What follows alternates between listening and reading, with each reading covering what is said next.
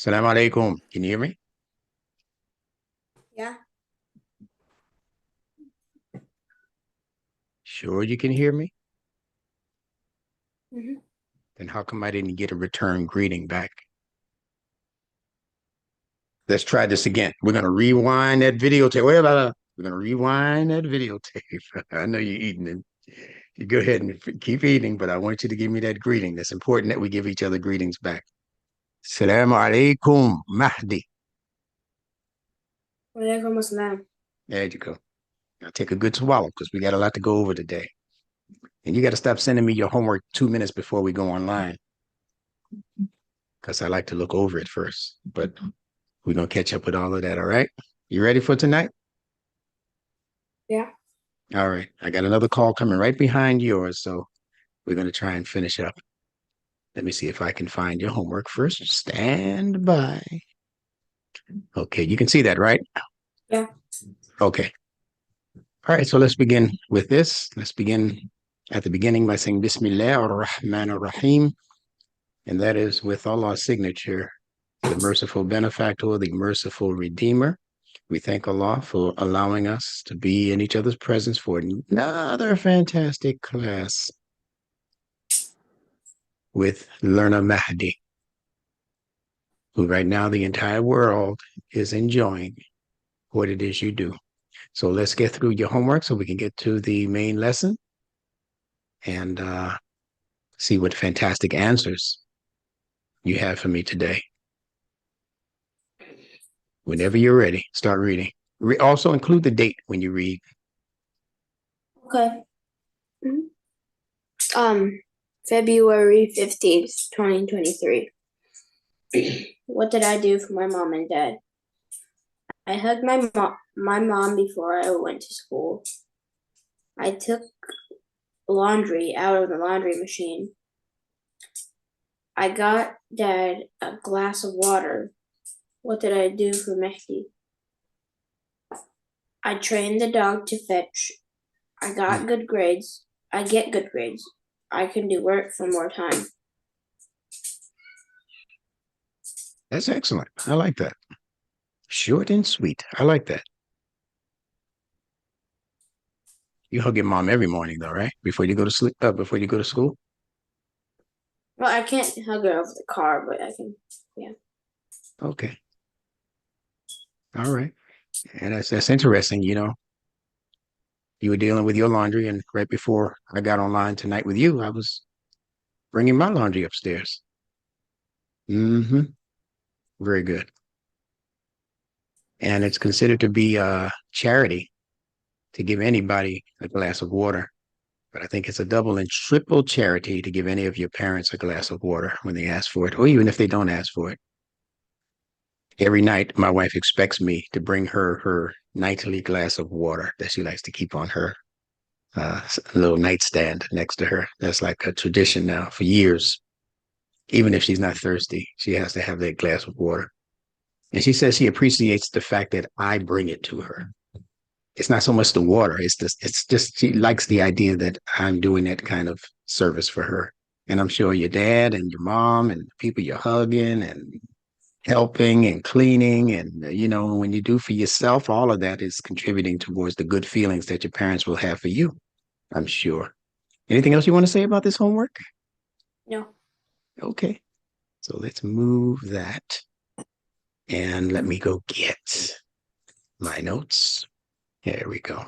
So we've been dealing with a lot of letters, and let me tell you what the end game is for all of this, because I have not been going in the order of the Arabic alphabet. And I'm doing that on purpose. I'm not going in order on purpose. What I'm trying to do is introduce you to some very important words that we're going to begin to investigate that are in the Quran. I want to get you more familiar with the Quran this year. You understand? Hmm. Okay. And the Quran is not just a book like, Fun with Dick and Jane or whatever they give us in school when we start out. The Quran is not that kind of book. The Quran is considered to be the words from our source creator, as you know, who's called Allah in the Quran. other people from different parts of the world who have different languages. They have different words for the source creator. Some people say God. Some people say Jehovah. In Hebrew, they say Yahweh. In India, they're going to use a different word or a different concept. And all over the world, they have different concepts for what Muslims call Allah. But as long as it's referring to the one creator who created everything and created everything to be one, meaning to be consistent and to be in agreement with each other. You know, he didn't create all of these different ethnic groups and races, as they call us. You know, he didn't create all of us, although we're different, he didn't create us to have differences, meaning differences that would cause us to not want to be together, not want to work together, not want to enjoy each other's company and that kind of thing. So you could be from China, you could be from Zimbabwe in Africa, you could be from Australia, you know. And right now, my Nunetics class, and they're learning just a broader version of what you're learning, but they're learning the letters also. And we have people now joining that class from different places around the world. It's not just here in the United States anymore. So what you're learning as Nunetics is actually growing and it's becoming much more popular now in other countries. Bangladesh, it's really just starting to take off. Okay.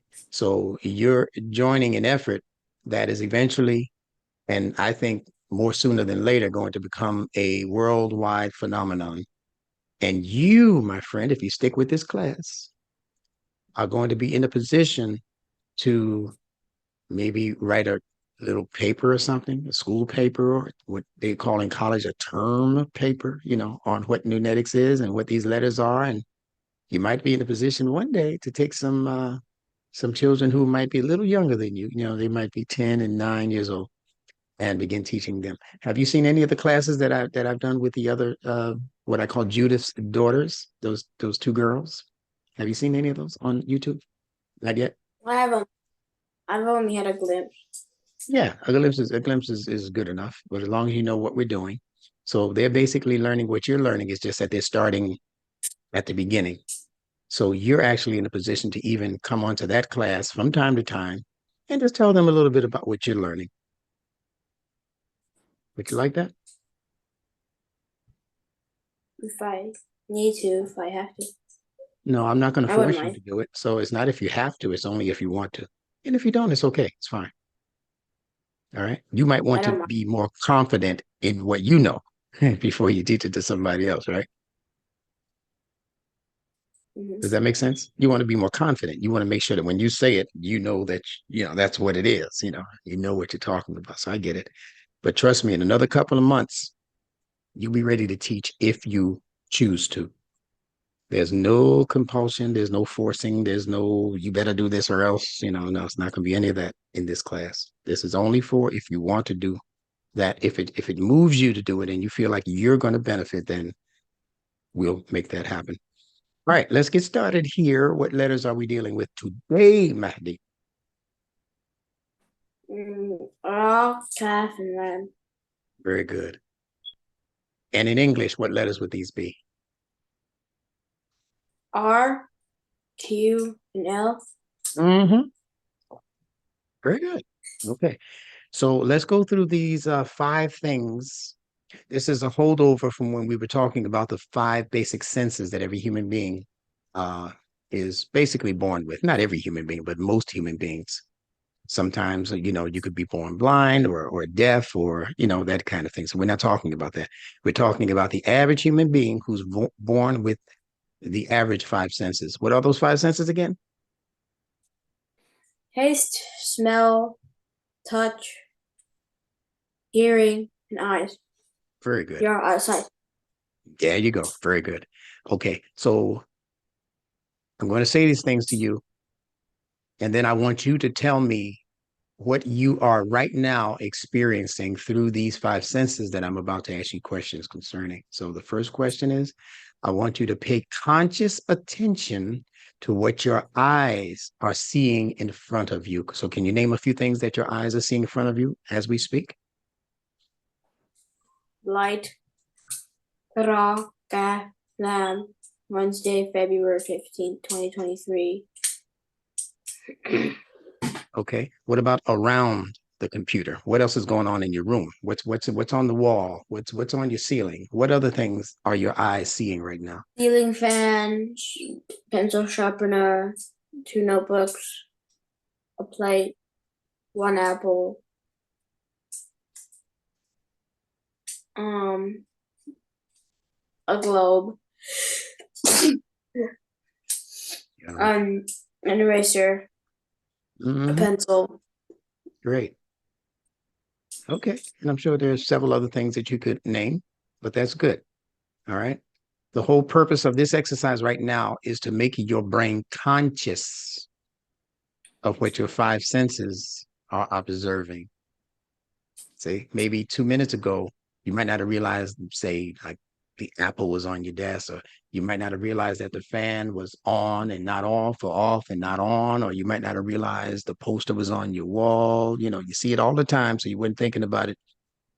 I want you to begin to be more conscious of what Allah is allowing your five senses to observe around you and even in you. So let's go to the second question. Pay attention to what your ears are hearing. Now, I want you to pay conscious attention to not only what you're hearing coming from your computer, listening to me, but I also want you to pay attention to what you're hearing, even if you're listening to yourself, or if there's some other noise or some other voices in the other room or outside the window. Give me two or three things that you're hearing right now as we speak. Birds, cars, the sink. How do you hear the sink? What's going on at the sink?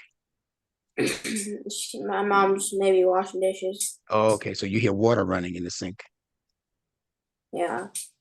or dishes being washed. Yeah, I get it. All right. What else?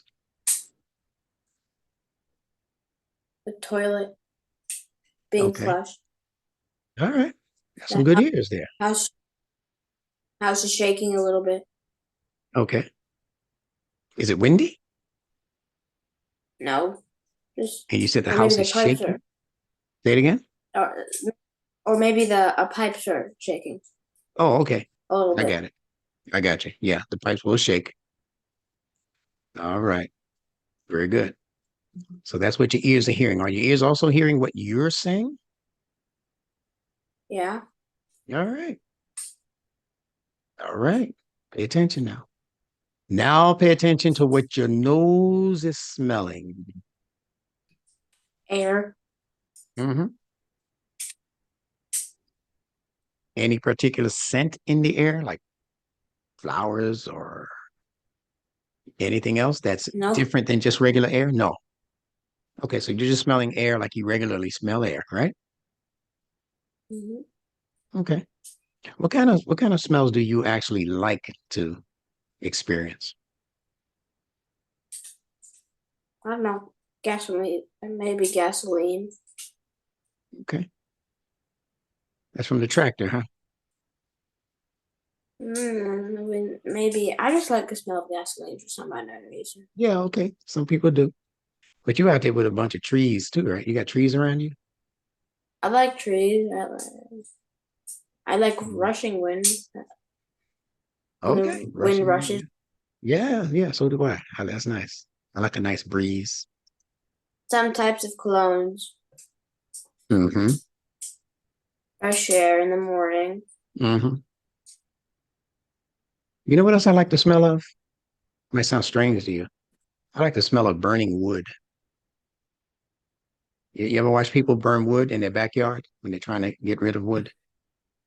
Or even burning wood in the fireplace? I just love, there's something about that smell that I really love. Is it dark in here? No, you're fine.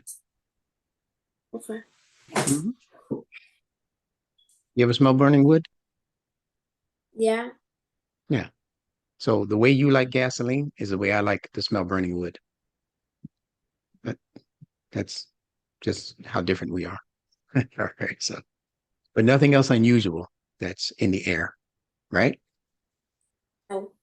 Okay. Do you wear cologne? No. Your dad does. Where did you smell cologne? I don't know, some school maybe, some type of cologne. Yeah, okay. Yeah. You're a bit young to be wearing cologne. I used to wear cologne when I was a teenager. I was trying to show off in front of the girls and I'd come to school and I didn't realize how much I had actually put on. So the more I put on, the more they got away from me. I don't wear cologne. Then I used to like to wear oils. A lot of Muslims in New York, they like to sell oils and wear oils, and some of them are nice and some of them are very, very, very strong. I learned to just leave them alone altogether. But again, that's me. Now, number four. Now pay attention to what your tongue is tasting or what your tongue may have tasted earlier today when you ate your breakfast or your lunch or chewed some Uh, gum or something. right now, a hint of apples since I ate a little bit. Spit.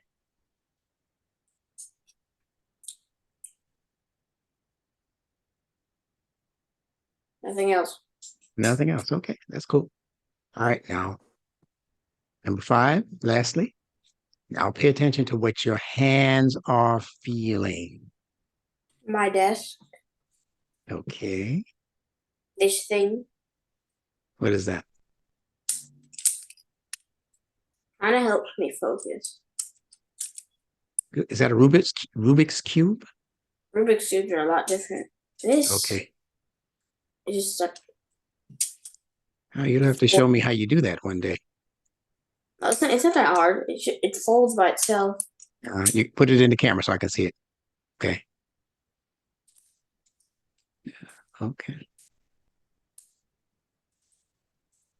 Okay. Hey, listen, if I'm being stressed, I think that'll be good for me. My hands. I'm using my hand. Yeah. Yeah. When you write down your homework questions, then it's the pencil, right? A pencil. Mm-hmm. The air. All right.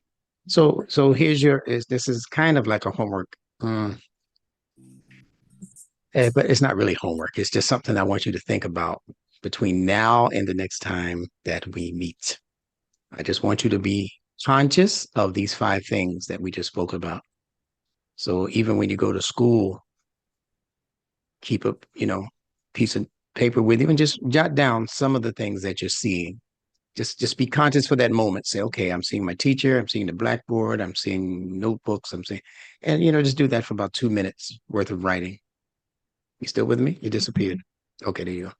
All right. And same thing with hearing. I hear my teacher speaking, or I hear children arguing, or I hear whatever, just take time during the day, tomorrow when you go to school, and just do the same thing we did today, but in your school's environment or in your classroom's environment or in the schoolyard, if you have a schoolyard and you're out there for lunch or whatever, or in the lunchroom or whatever.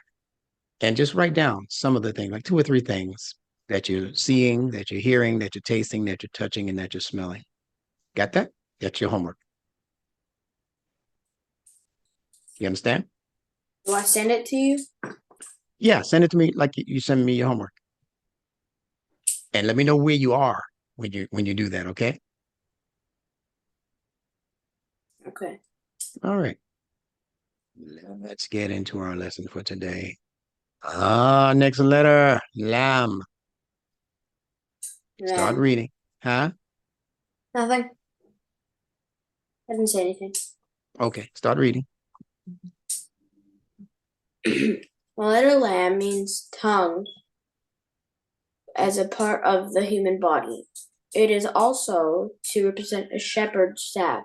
Not The it straight is, just it also. Not it is also. It also came to represent a shepherd's staff.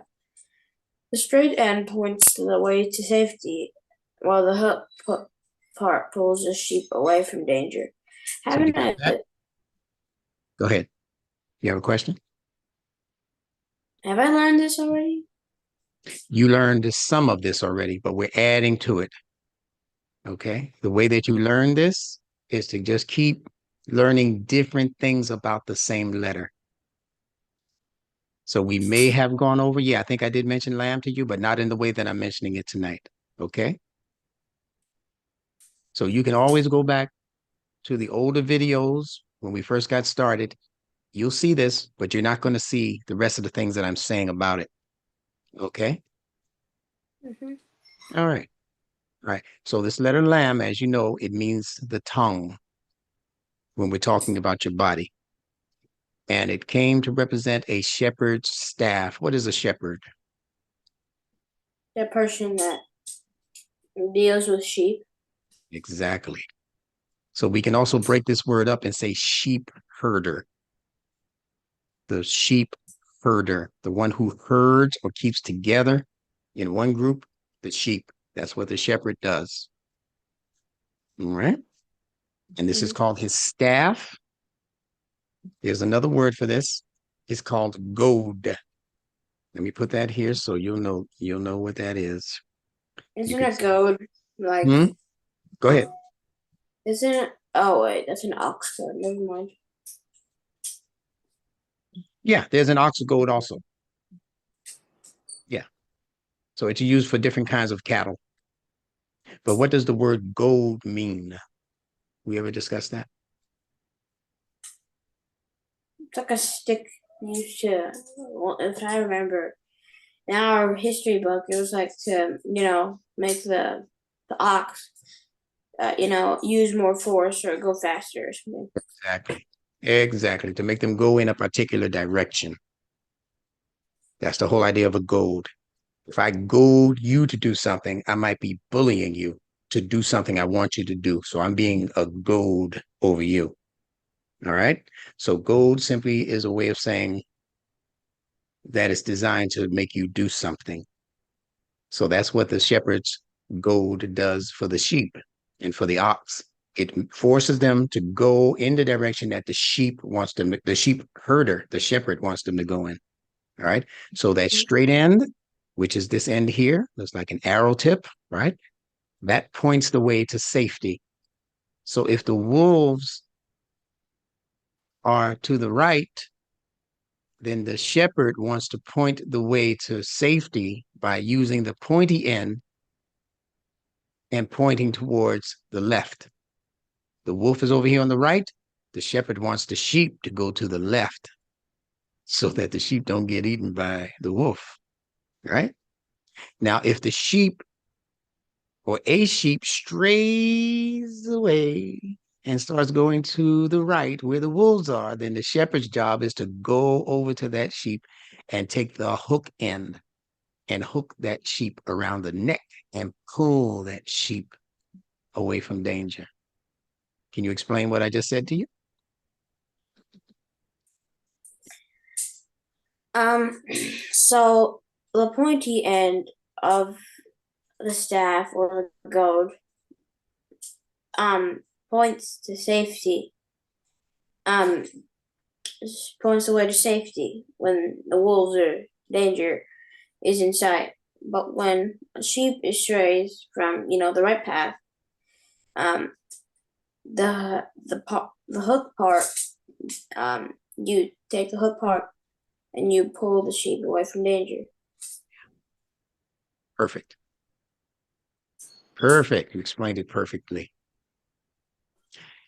Now we're talking about a letter in the Arabic letter system when we say lam. So I want to try to Sounds bring like these I hmm? lamb, like Mary had a little lamb. She did. You know that whole nursery rhyme? Mary had a little lamb, little lamb, little lamb. Mary had a little lamb. That his wool was white as snow. Its fleece was white as snow. As his But yeah, fleece yeah, was. you can say wool also. They might have changed it. It means the same thing. And everywhere that Mary went,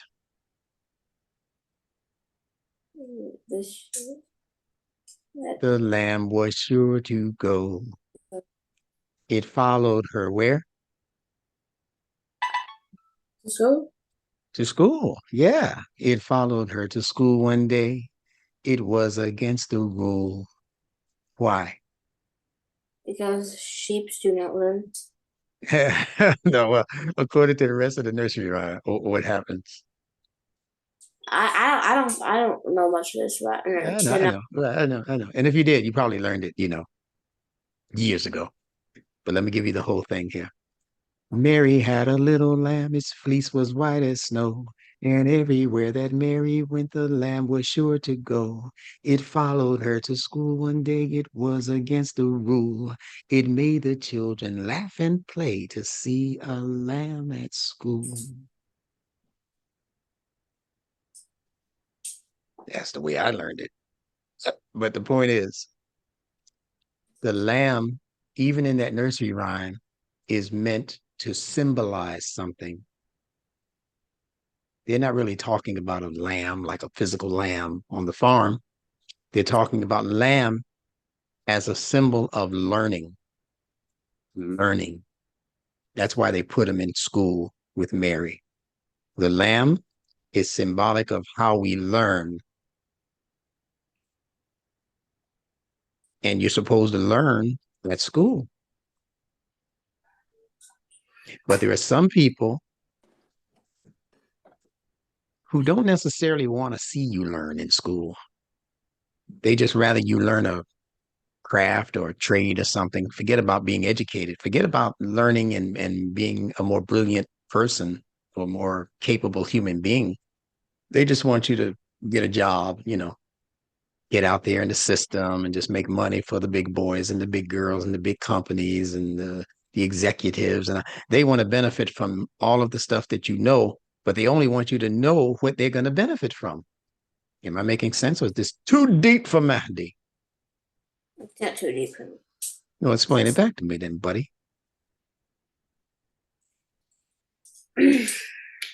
when when some people just like let's say your dad just wants money because he doesn't have time because he can't make money himself because he's well stuck at home taking care of you, which is doing nothing. So then he just shows you how to do a trade because he's sending you to school because he doesn't have time to send you to school, pick you up, and he doesn't want to send you to school. He's you know doesn't want to do that. So instead, he teaches you how to do a specific trade that he learned as a kid, which was like fishing or something. And then the kid started making money, but the thing is that he didn't understand the fish.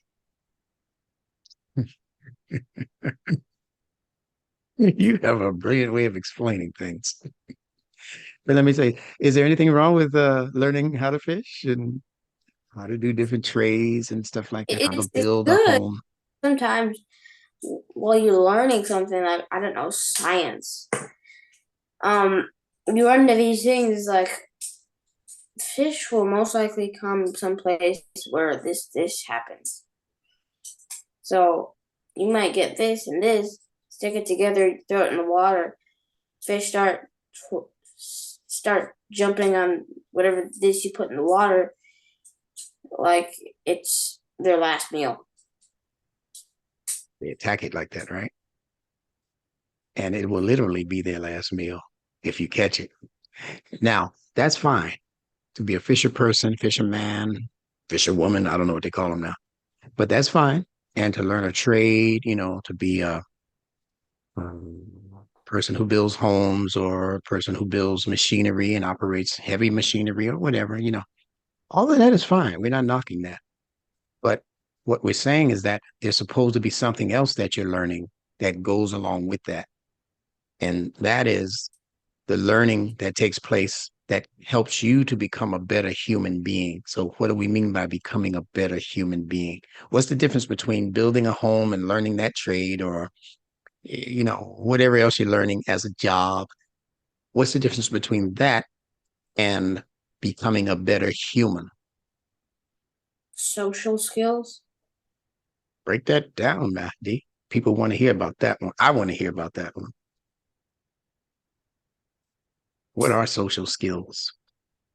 Like, how to interact with another human being without, making them mad. All right. Cooperating. Even if you don't make them Mm, mad, you want to know how to cooperate. They might have something you need, and you might have something they need, and now you can exchange, right? Finding people you make friends with, and those friends apparently in the future will become a multimillionaire, and then when you're poor, they might remember you and like give you like 2 millions because they have like 36 million. It happens. Or they could be a billionaire, like Elon Musk or somebody, right? And they might say, hey, what do you need to get your thing started? You helped me when I didn't have anything. And you say, wow, well, I did want to start this company. Yeah, I said, well, can you use a couple of $1 million? I think I can. But then you prove to them that you're not going to waste it. See, that's the whole thing about being human. You don't want to take the money just because you're greedy for money. You want to take the money because you already have a plan. You're able to show him, wait a minute, man, I have this thing written out in my notebooks. So, Allah must have sent you to me because Allah knew I had this plan, but he knew I didn't have no money to go along with the plan. And now here you come. So now you feel better about striking a deal with your old friend. And there's an even exchange because now you're going to bring something that's going to enhance what it is he's doing. You might have a new technology in your head that he might make another $5 billion off of. So that's human exchange, and that's building the humanity within yourself. Never forget that Allah created you first as a human being. He didn't create you first as your nationality. He didn't create you first as someone in America, as an American or whatever. He didn't create you first, not even as a male versus female. He created all of us as human beings first. And if you lose your humanity, you've actually lost everything, even if you are a millionaire or billionaire. You still don't have anything as far as Allah is concerned if you lose the most essential thing that Allah made you, and that's human. I ever talked to you So about that word, human? human. We never Well, broke that word down yet. We're not going to do it today. We'll do it next week. so the thing is that I understand why because well, if you walk in the streets with $1 billion and start acting like a dog and rip up the money, I don't think you're gonna become a multimillionaire. Probably not. Especially if you're not appreciating. You might be a millionaire for a little while, but if you waste your money, they call it squandering your resources. Can you say that? Squandering your resources. Squandering your resources. Yeah, that's what that's called, right? Yeah. So, there are people who win the lottery, and sometimes the lottery is like $25 million, and people who never had that kind of money before, now all of a sudden they have $25 million. Well, after the IRS gets to it, it's like less than half of that, right? But they walking around now with 15 or $10 million, and they used to be a postman, at the post office, making whatever amount of money they make. And now all of a sudden, in one day's time, you're handed a check for $10 million. People who are not used to that kind of money, now they start thinking about buying a Tesla, maybe two Teslas, one for me and one for my wife, maybe three Teslas, one for me and one for my wife. And now I'm going to go get a girlfriend. Stupid people, do stuff like that. They start making the wrong decisions because they have more money than they've ever seen in their life and they don't really know what to do with it. So we have to be intelligent as human beings and start thinking about what the best thing to do for our humanity, for our human growth. Like you said, your Store social skills. store it somewhere other than a bank. That's intelligent. We'll talk about that during another program. What some people do with their wealth because Invest it the else bottom to can make fall out twice of a bank. Yeah, invested in different things. So we'll talk about that in a and later make program. Say it five again. times as more and make 5 times as more as you ever have. If you know how to invest, yeah, and you follow people, intelligent people who have invested and have been successful, why reinvent the wheel? If they've done it, you just follow the blueprint for how they did theirs, and then you try and copy that blueprint, you know, just, You copy the do it. Hmm? you make the blueprint better or try to. Yeah, you improve upon it if you can. And more than likely, if you're following the same pattern, you're going to have the same success. Let's continue now. We got about 15 minutes left, and I want to get as much of this in as we can. So we're talking about the letter Lam, and you already know that it's dealing with pointing the way to safety and also pulling away from danger. Pointing the way to safety and pulling away from danger. Now, here's the next lesson. Read. The letters Ra and Lam are interchangeable. You told me this before. Mm-hmm. Therefore, the words Ikra and Qala are going to have related meanings. Qala means he said, and the word Qal means to say. Okay. Qul. Qul. Yeah.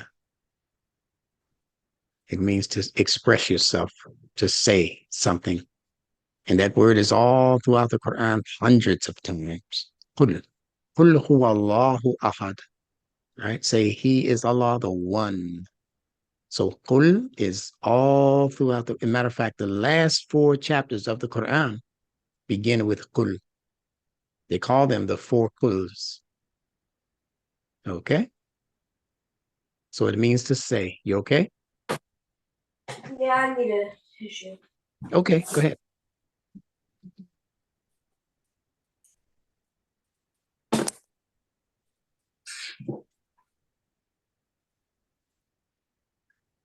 Let me know when you're ready.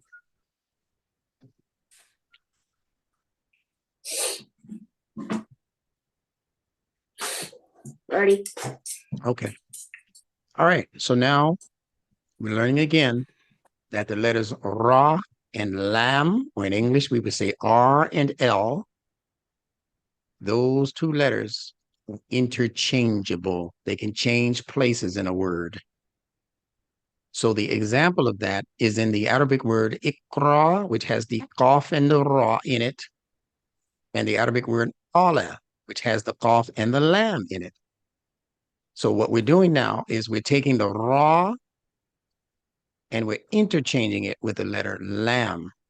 And we're going to talk about why you can interchange those 2 letters. Do you remember me telling you that? Maybe. Okay, I don't think I did. So when we get to it, you tell me if you learned it already. All right. So Qala means what? He said. And the word Qul, which is just another version of Qala, it's from the same root letters, Qaf, Lam. And Qul means what? Means to say. Right. So isn't it interesting, Mahdi, that the Arabic letter Lam looks like the shepherd's hook, the shepherd's staff? Just turn it upside down, right? But it's the same basic shape. So keep that in mind. That's where that letter comes from. And they put it into the alphabet to indicate the same actions that this staff does.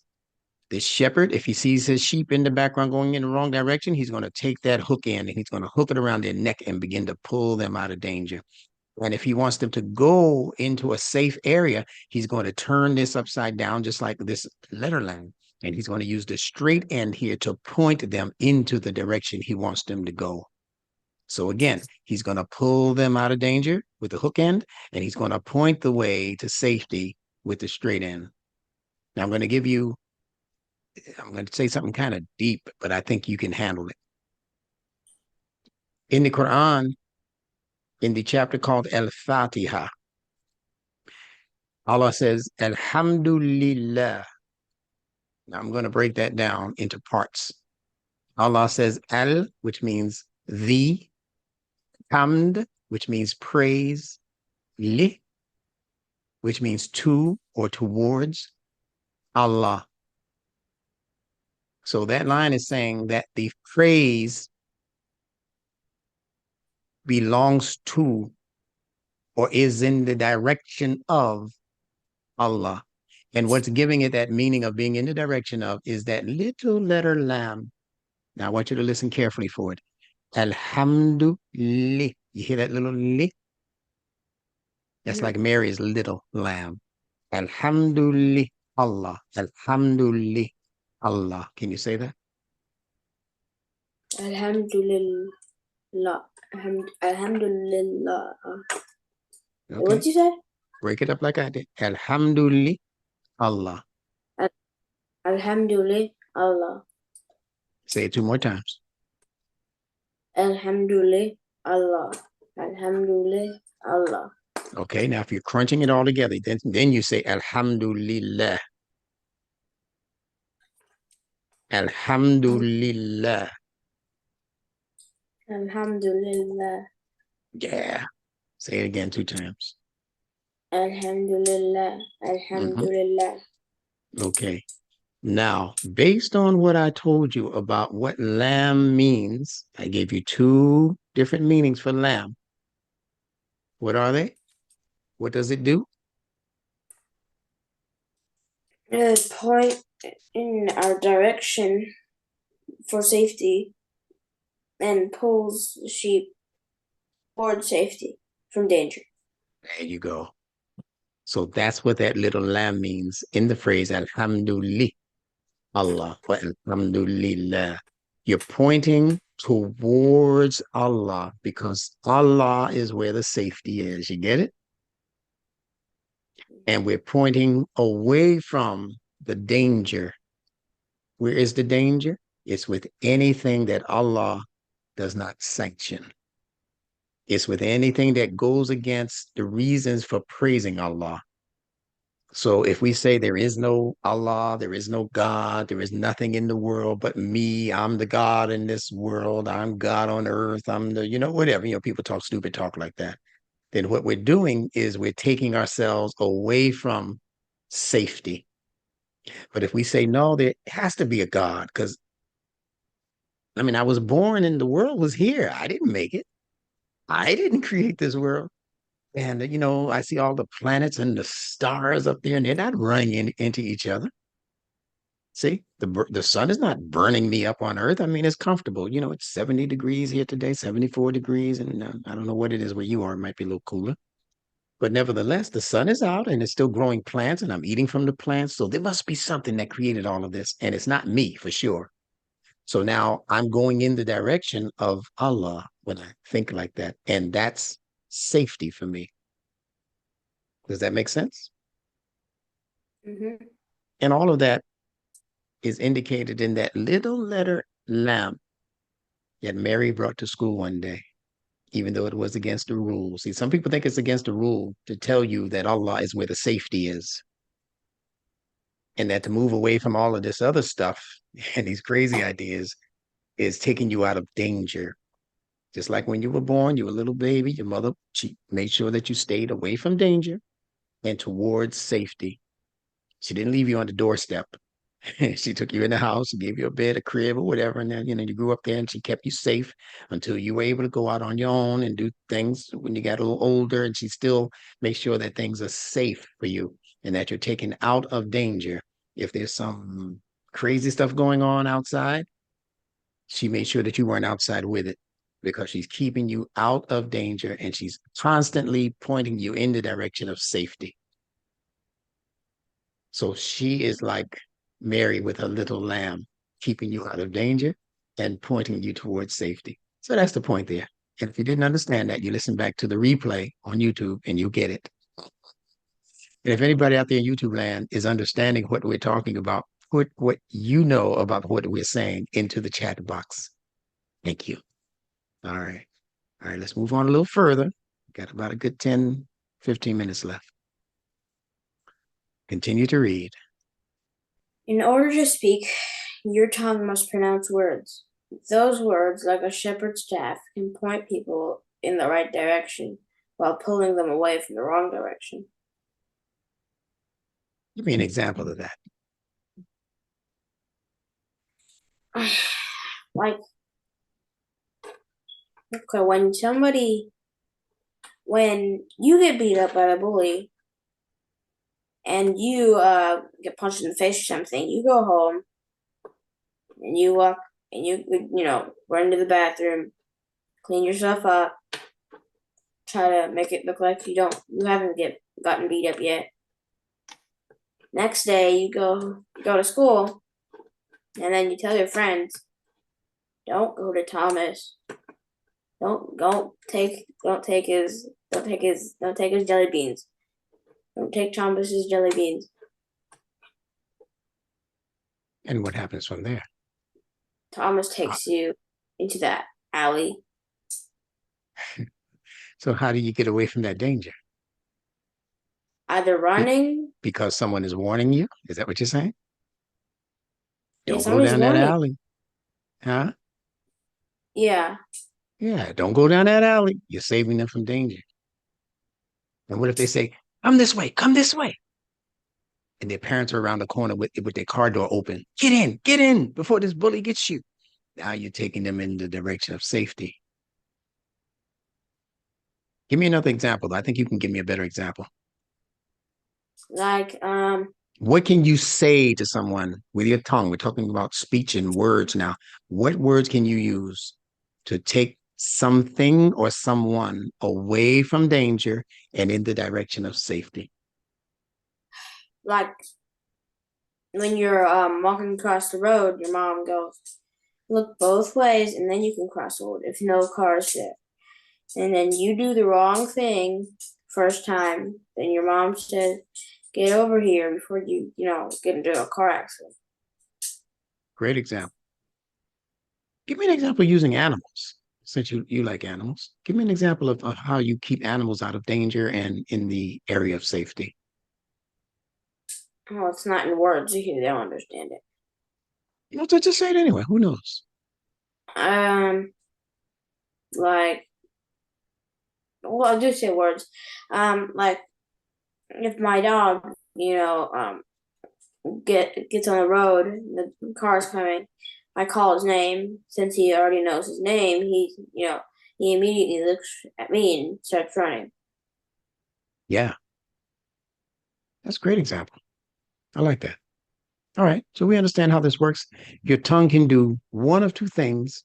It can lead somebody into safety, but if you're not really thinking right, you can also lead people into danger. You can set somebody up. You know the bully's around the corner, and you say, "Hey, man, I just saw your mom. Where's she at? Oh, she's around that corner, man. You better go hurry up and get over there." And you go around the corner, and there's that bully. So somebody used their tongue to put you in danger. And then a different person with a different kind of mind will say, "Hey, man, Billy's around the corner, and I heard he was looking to take your money, your lunch money. If I were you, I'd go in the other direction." So he's using his tongue to take you out of danger. So the tongue can do both things. It can go both ways. So it's up to us. You talk about social skills and being a better human being. It's up to us to make the better choice, and that's to keep ourselves and other people out of danger. Do you agree? Yeah. Okay. All right. You want to get just a little piece, a little more piece of this lesson today before we close out? You ready? Yeah. Okay. Go for it. To pronounce the letters Ra and Lam, the tongue has to touch the top palate. The letter Ra will produce an electrical trill sound, while the letter Lam will allow the tongue to stick magnetically to the palate without trilling. Okay. Do you know what trilling is with the tongue? It's kind of like vibrating. Yeah. Grrr. Yeah, exactly. Exactly. So show me what a trill sounds like using the letter ra. I just gave it away, didn't I? Rrr. Rrr. Rrr. Rrr. Rrr. You sound funny. Do it again. Rrr. Rrr. Yeah, I like that. Can you make it like a high pitched trill, like almost like a phone ringing? Say it again. Yeah, good. Now, I want you to do that again and then think about how your tongue feels hitting your top palate. Tell me what's going on there. I'm calling it electric because electricity is not like magnetism. Electric is like, right? So can you explain what your tongue is actually doing up there at the top palate when you make that sound? If you pay careful attention, remember we Vibrate. started this lesson out talking about paying attention to your five senses, right? So tell me what your tongue is doing, how that feels in your mouth. What's the relationship between your tongue and your palate? They're vibrating Yeah, up and down. exactly. Very good. Now, tell me about lamb. It goes to the same part of the mouth, the upper part of the mouth, to the top palate. But what's the difference between lamb and ra again? Lamb magnetically sticks. Raw electrical electrically, goes up and down. Exactly. So therefore, ra and lamb are actually showing us what electromagnetism is like. You understand that? Yeah. Okay. So here's what I want you to do for homework. Let me know when you're ready. Ready. I want you to give me 10 words that begin with ra in English. And then I want you to give me 10 words that begin with lam or L. So, in other words, since they're English words, give me 10 words that begin with R, and then give me 10 words that begin with L. And then when we get together next week, guess what we're going to do? Read them. Yeah, but we're gonna think about those words and see whether those words that begin with R have anything to do with vibration or electric kinds of ideas. And then we're going to look at the 10 words that you give us for that begin with L, and we're going to look to see whether there's anything in the L I could that give has you to do with magnetism. Say again. I can give them right to you right now, but Well, go for what you know, man. okay. 10 words from each? Yep. Okay. Ram, rack, race, rail, rate, reap, rat, root, rally, research. Very good. Now that was your classwork. I still want you to give me 10 different words for your homework. All right. Now, here's what I want you to think about. R, because it is electric, it's going to most likely have something to do with things that move out or go out, like electricity, right? It goes out from the sky. Okay. Sometimes it comes up from the ground. But electric is going to always be discussing something that goes out. Okay. Uh-huh. And lamb is going to be discussing something that comes towards you that's being magnetized. So raw words that begin with R are more than likely going to have to do with things that go out, like a rail. If you're laying a rail for a train, that rail is going to go way out, crisscross the country, right? Mhm. And if you turn the light on and the rat is in the basement and the rat sees you, the rat is going to try and get away from you.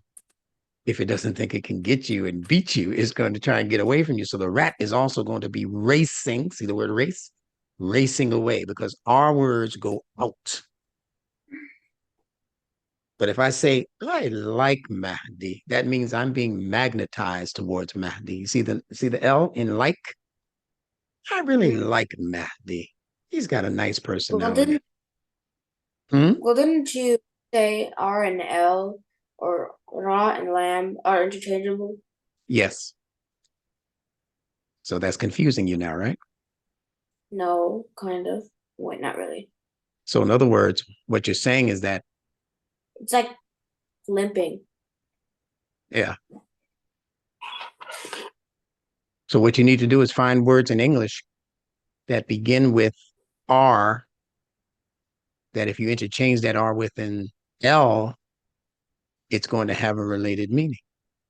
It won't be the same meaning, just like the raw and the lamb sounds are not the same sound, but what they have in common is that your tongue has to go to the top palate. See, that's what they both do. That's alike.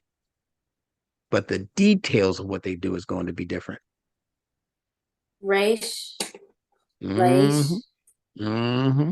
race, lake. Mm-hmm. Mm-hmm. Give me some L's because you gave me R's before. Give me 10 L words. 10 L's. Okay. Yep. And then that'll be the conclusion of tonight's Lamb, leap, lap, lack, yeah. loop, Mm-hmm. late, lease, Good. loose, lazy, Okay. That'll magnetize you to the couch, won't it? You're lazy. You don't want to leave. You don't want to go anywhere. Oh, I'm tired. Let me lace. lay down. Lace, What? yeah. I've already said that. Oh. Yeah. Layer. Good. Because if you're layering something, you're laying one thing on top of another. So you're magnetizing them to each other, so to speak. All right. So we're going to stop there on that note. And I still want you to come up with another 10 of each for your homework. Got that? We're going to have fun next week because I'm going to show you how they are related, even though they're not the same word. See, so that means that if I give you the two words, say rake, which begins with an R, you know what a rake is because you use it. And then if I take the R off and put an L, what word do I have? Rail. No. If I take the R off of a rake, Rake, and put an L Rake. instead of, there you go. Then I have a lake. So there should be something about the rake that is electric, and there should be something about the lake that is magnetic.